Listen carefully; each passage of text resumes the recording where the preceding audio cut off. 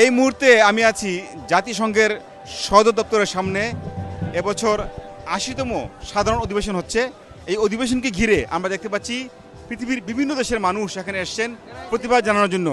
তাদের রাষ্ট্রে যে সমস্যা হচ্ছে সেই সমস্যাগুলো যেন দ্রুত সমাধান করা হয়, সেই জন্য তারা এখানে জড়ো হয়েছেন। আমরা দেখতে পাচ্ছি এখানে সিরিয়া, সিয়েরা লিওন, তিব্বত, ভারত, বাংলাদেশ, চায়না, ইরান সহ অনেক দেশের মানুষ এবং হাজার হাজার মানুষ তারা এখানে এসছেন এই জাতিসংঘের সামনে প্রতিবাদ জানানোর জন্য।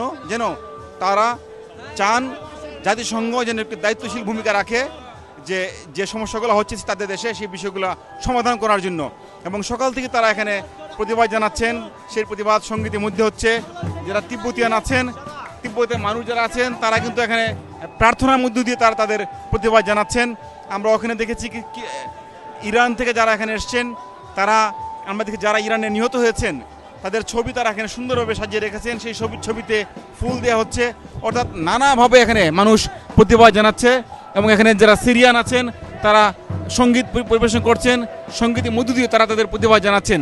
সব মিলে জাতিসংঘের যে এই সময়টি, এই যে অধিবেশনের সময়, প্রতি বছর যারা সাধারণ মানুষ, যারা নির্যাতিত মানুষ তারা এখানে আসেন প্রতিবাদ জানাতে, যেন জাতিসংঘ তারা জানতে পারে কি হচ্ছে সেই দেশগুলোতে এবং তারা একটি কার্যকর পদক্ষেপ নিতে পারে। এই ছিল জাতিসংঘের সদর দপ্তরের সামনে থেকে আমার কাছে সর্বশেষ।